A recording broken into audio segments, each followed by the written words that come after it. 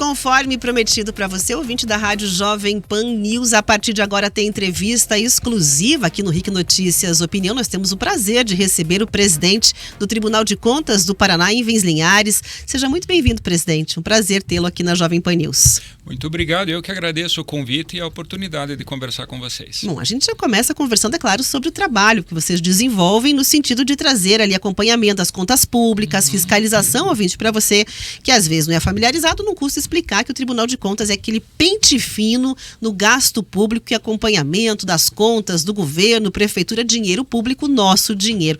Então, vou começar perguntando, é claro, sobre a questão do acompanhamento, né, de um assunto que a gente observa muito, que é a questão das emendas que acontecem parlamentares. Como é que o tribunal tem observado e fiscalizado essa situação, presidente? Olha, é uma matéria que é uma das prioridades do tribunal, né? Nós sabemos que tem um volume grande, né, das emendas, né? Então praticamente aí a gente contabiliza 1 bilhão e 300 milhões, né, em emendas, né, que acumulando aí os valores, e o tribunal, até em obediência a uma decisão do ministro Flávio Dino, né, num processo do Supremo Tribunal Federal, que pediu até o acompanhamento dos tribunais de contas, mas paralelamente a isso o tribunal já vinha desenvolvendo um sistema de acompanhamento. Então, o que nós temos hoje em dia são duas ferramentas. A primeira delas foi uma nota técnica que o tribunal emitiu, determinando que todos os municípios eles comprovassem a rastreabilidade desses recursos, ou seja, que desse para a população, né, para publicidade, quanto ao emprego, aonde eles estariam sendo empregados esses recursos, né, para dar justamente essa ideia de transparência. E o tribunal, em paralelo, desenvolveu um BI, uma ferramenta, um painel, para que a população também tenha acesso a essas informações. Então, no nosso site existe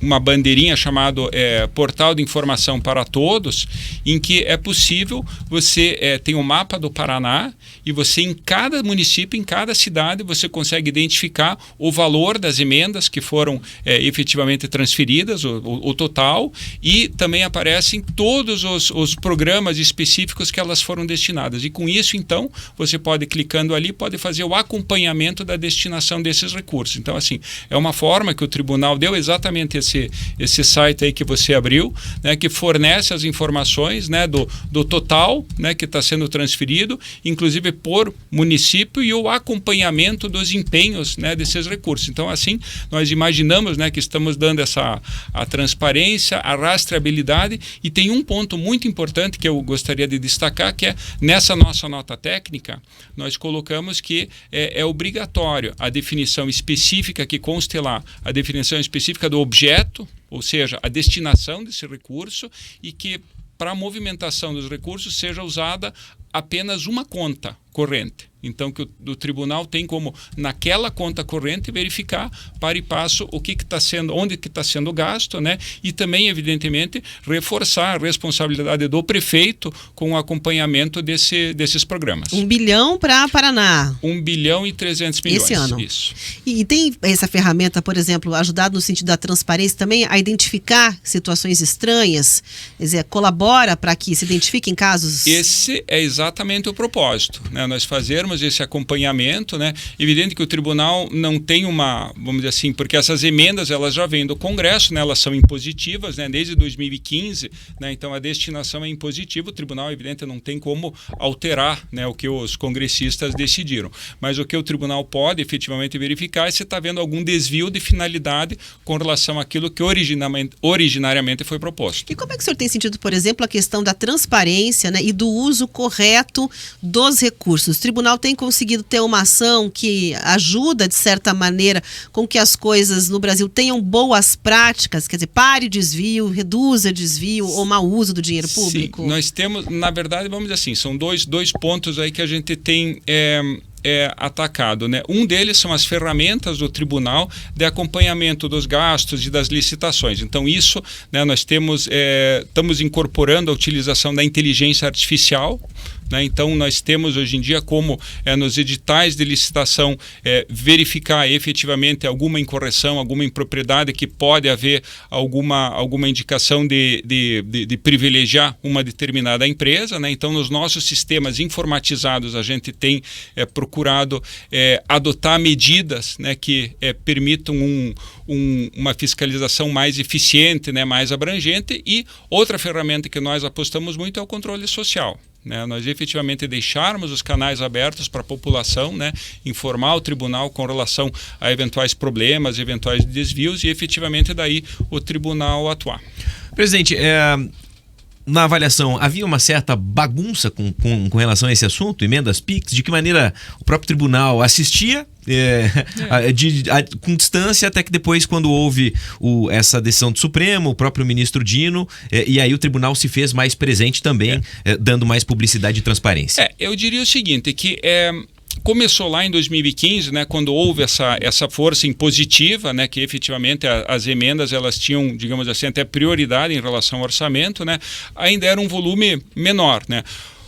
Na medida em que esse volume começou a aumentar, é evidente que começou a despertar a atenção de todos, né, da mídia, tal. O próprio tribunal já acompanhava, né, mas efetivamente a deflagração de um processo, né, de maior acompanhamento foi a partir das decisões, né, do Supremo Tribunal Federal, né, em que isso efetivamente teve uma publicidade, né, e aí foram tomadas essas medidas. Eu acredito, né, isso envolve, na verdade, todos os tribunais de contas do Brasil inteiro, né, são 33 tribunais de contas que estão dedicados aí a esse acompanhamento, né? Então, efetivamente, né, hoje em dia estão disponibilizadas as ferramentas, né, até para a população, o Tribunal de Contas e os próprios gestores, né, fazerem essa avaliação diária. É um trabalho importante, porque é preciso dizer o seguinte, né? Muito do que acontece em termos de responsabilização passa pelo acompanhamento do dinheiro. Tanto que falam até, né? Acompanhe o dinheiro que você vai entender como é que ele foi utilizado e chegar ali aos responsáveis, seja para o bom uso, seja para a questão do mau uso. Um processo que envolve Curitiba e que o Tribunal de Contas vem acompanhando, né? Que a gente já viu, inclusive, é essa nova licitação do transporte coletivo. Como é que tem se dado, né, essa sintonia? Porque a gente sabe que o tribunal, por exemplo, na pandemia, foi muito atuante em relação ao que acontecia com política de transporte público na cidade. Na verdade, esse é um projeto grande, né? Envolve, para arredondar, praticamente 4 bilhões de reais, né? É uma nova licitação que vai ser feita aí pelo prazo de 15 anos, né? Tá vencendo agora em 2025. Nós temos acompanhado, né, vamos dizer assim, essas tratativas preliminares. Agora está numa fase justamente dos estudos preliminares, né? Houve a contratação do BNDES, né, que, digamos assim, desenhou a modelagem, né, dessa licitação. Como eu disse, envolve 4 bilhões de reais, né, são mais de 13 milhões de usuários, né, do sistema, e alguns aspectos, né, que nós temos verificado, eu acho que merecem, né, destaque, né? Por exemplo, uma preocupação com o uso de veículos elétricos, né? Então há uma meta de se chegar aí até 30%, né, da frota com veículos elétricos, uma redução da idade, né, dos veículos também, que hoje em dia a média de 9 anos e meio, pretende-se, né, reduzir, claro, para ter um trabalho, né, uma qualidade melhor no transporte, um mecanismo de rastreabilidade dos ônibus, né, enfim, há a previsão de uma série de benefícios, né, que esse novo projeto pode trazer. É lógico, o tribunal está acompanhando, né, principalmente sob o ponto de vista da legalidade, né, da economicidade, da eficiência, né, e é um trabalho, né, a expectativa, né, da prefeitura é conseguir divulgar o edital de licitação até final de setembro e até final do ano ter a licitação feita. Né, então, Não, pode continuar, por favor, presidente. Então, essa é a nossa expectativa, né? O Ministério Público do Estado também tem acompanhado, até nós temos trabalhado de certa forma em conjunto, né, com a promotoria. Então é um trabalho, é um grande desafio, né, um dos maiores contratos, né, que o tribunal acompanha, mas a expectativa é de que ao final consiga ser realmente uma contratação vantajosa e que traga, né, um benefício significativo para a população. Bom, presidente, a gente está falando aqui sobre inteligência artificial, estrutura de fiscalização, programas que trazem ali, né, com parcerias de municípios essa prestação de contas. Isso demanda estrutura.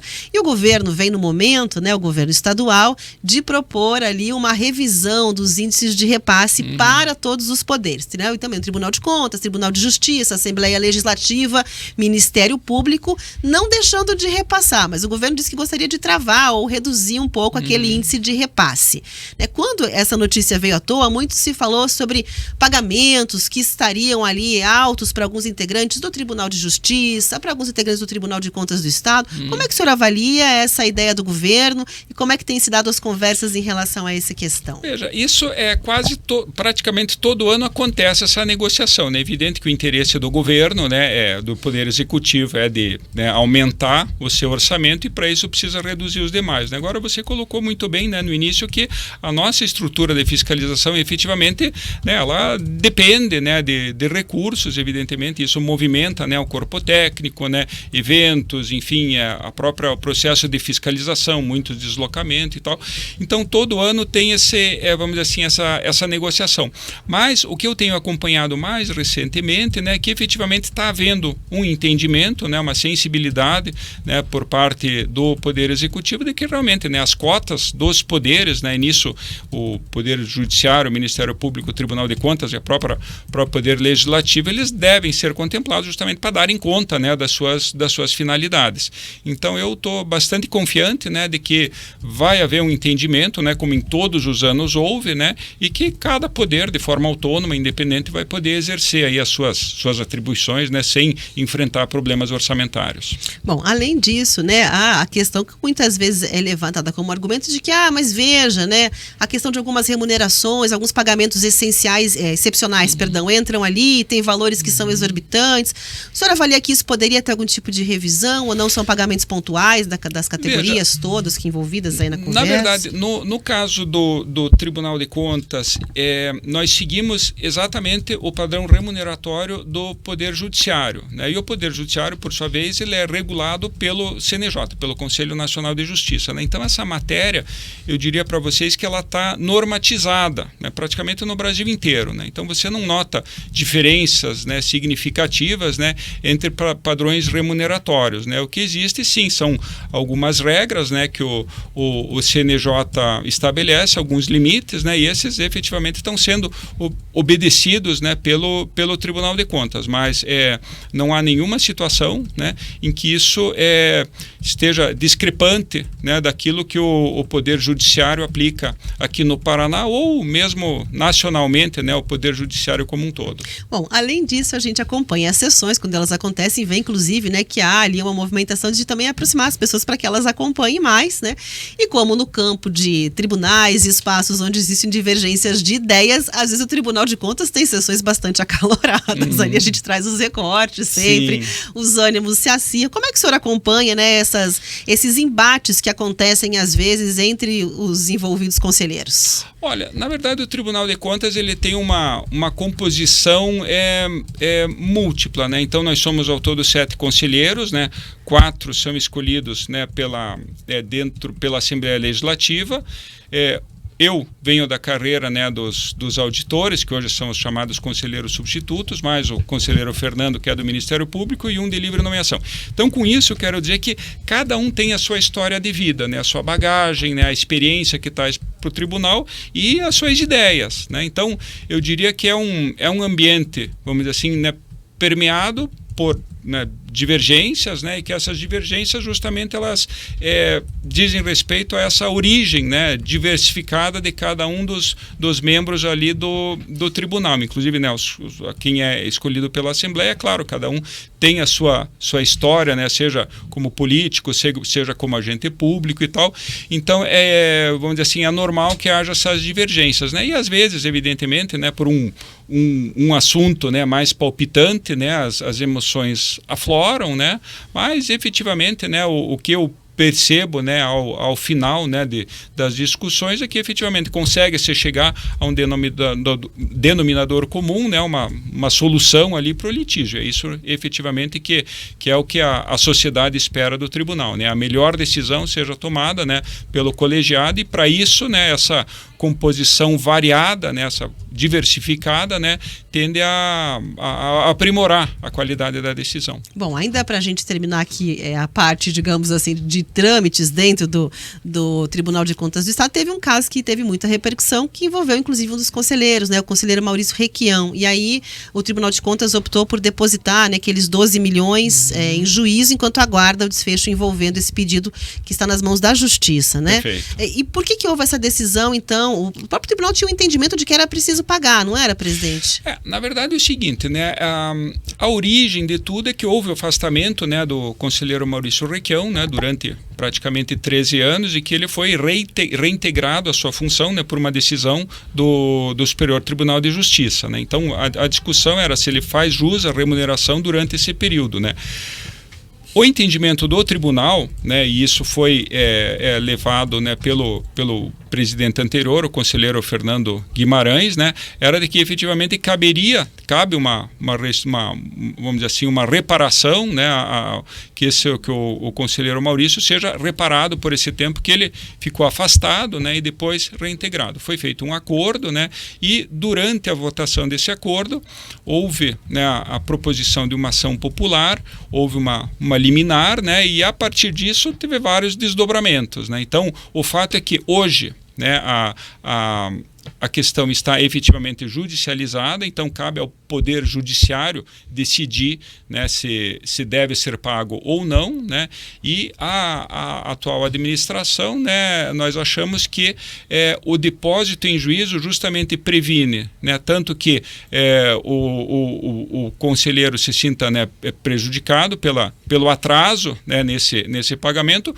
e dá a possibilidade ao Judiciário de que, se entender devido esse pagamento, que ofereça esse pagamento, né? Mas efetivamente, na medida após essa judicialização do processo, isso sai do controle do Tribunal de Contas, né? Eu não tenho mais como administrativamente tomar nenhuma decisão. Então, né, a prudência, né, recomenda que então, né, você dê ao Judiciário os meios adequados para tomar a decisão, né, e se ela for, né, como esses recursos, né, até por obrigação legal, eles já estavam provisionados no nosso orçamento, né, porque havia essa previsão, né, do acordo, né, que foi celebrado. Então, esses recursos já estavam separados, né, não houve prejuízo nenhum em transferir esses recursos, né, para uma conta, né, sob a guarda do Poder Judiciário, para que decida, né, o momento e a conveniência ou não de oferecer esse pagamento. Bom, a gente tem inclusive uma decisão do CNJ também trazendo ali a história de estancar novas criações, né,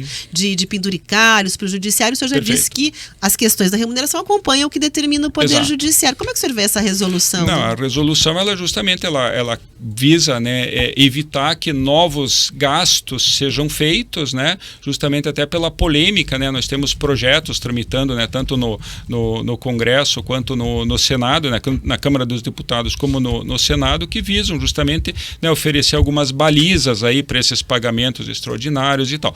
Então, me parece que essa decisão do CNJ, né, limitando, né, os valores e até impedindo que novas sejam criadas, me parece que vem ao encontro justamente uma questão de prudência com relação ao amplo debate que está acontecendo em relação a essa questão remuneratória. Presidente, em relação ao andamento, o Tribunal de Contas vem buscando ferramentas, a gente já falou de algumas, para aperfeiçoar o trabalho, questão da inteligência artificial. O senhor que chegou é um técnico, conhece profundamente a questão, até explicou como é que se dá a configuração das indicações ali, né, e assumiu o tribunal. Como tem sentido essa resposta? O tribunal tem tido mudança de perfil? O que o senhor tem buscado levar durante a gestão? Eu tenho dado prioridade, Rafaela, desde que eu assumi, né, há 4 anos, no sentido de orientação, né? Eu acho que o tribunal, claro, ele tem, vamos dizer assim, uma responsabilidade sancionatória, punitiva, né? Então ele tem poder de aplicar multa, aplicar devolução de valores contra os gestores que desviam recursos, enfim, que se apropriam, né, de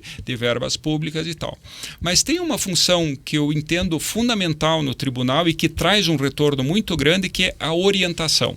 né? Então, você orientar os gestores a tomarem as decisões corretas, a se, vamos dizer assim, organizarem, né, a sua administração, né, de uma forma que garante eficiência, garante efetividade, né? E eu diria para você assim, que quando a gente tem que abrir um processo lá no tribunal, né, são as tomadas de conta extraordinárias, que você vai então responsabilizar um prefeito por algum ato. Veja, você abre um processo, você tem que fazer toda a instrução desse processo. Você chama as partes, né? Daí a 2, 3, às vezes a 5 anos você toma uma decisão. Vamos dizer que a tua decisão, então, não, você manda o prefeito devolver um valor lá, né? R$1 milhão, vamos supor que mandou. Não se sabe se ele vai devolver esse valor ou não, e, na verdade, o mal foi feito, né? Lá atrás, né, a população ficou privada daquele serviço que deveria ter sido oferecido, né, com aquele valor. Então, assim, me parece que essa função preventiva do tribunal de orientação é absolutamente fundamental e é infinitamente mais eficiente do que você abrir um processo. Por exemplo, eu falei há pouco, né, das licitações, desse acompanhamento que o tribunal faz. Quando nós conseguimos, né, num edital de licitação, verificar, puxa, aqui está tendo uma exigência que é indevida, né, que pode caracterizar um favorecimento, né, a uma determinada empresa, você alerta o gestor com relação àquilo. Olha, 99% dos casos, eles corrigem o edital. Porque ele percebe que se ele não corrigir, ele vai estar sujeito a uma penalidade, né? E efetivamente aquilo vai se tornar público, né? E muitas vezes é importante que se diga, não há má fé do gestor. Eu diria que na grande maioria das vezes, mais de 80% das vezes, não é má fé do gestor, é o desconhecimento, né? Ou porque não tem profissionais técnicos que conseguem dar esse suporte, ou realmente por um desconhecimento de uma situação de fato, ali, né, que o tribunal conseguiu, né, com as suas ferramentas fiscalizatórias verificar. Então, assim, a tônica, né, da nossa gestão é efetivamente a orientação. Esse eu acho que é realmente, e nós temos então, por conta disso, promovido vários eventos, né, no Paraná. No início, né, do ano, nós fizemos 8 eventos no Paraná, justamente para dar conhecimento aos novos prefeitos, né, principalmente com relação às irregularidades que vinham sendo feitas, né, as irregularidades mais frequentes, né, para que eles justamente evitem aquilo, né. Colocamos nesses eventos até uma equipe do tribunal à disposição para tirar dúvidas, né, que o prefeito, os secretários, as equipes técnicas tenham, né? Então me parece que esse é efetivamente um caminho em que o tribunal consegue justamente mostrar a sua eficiência, né? Prevenindo o dano, né? Porque você depois, né, punir, você sancionar, pode ter aquele efeito, digamos assim, preventivo para que os outros gestores não incorram naquele problema. Mas, efetivamente, aquele problema que aconteceu, você não resolve. Aquele lá é só com a orientação, com a prevenção. A gente viu o caso do Fundeb, que foi uma orientação também dada aos municípios. Eu tenho que agradecer imensamente, porque são 5 horas, a gente vai estourar aqui o programa. Obrigada, presidente, pela presença. Foi um prazer. Eu que agradeço, fico à disposição. Muito obrigada. João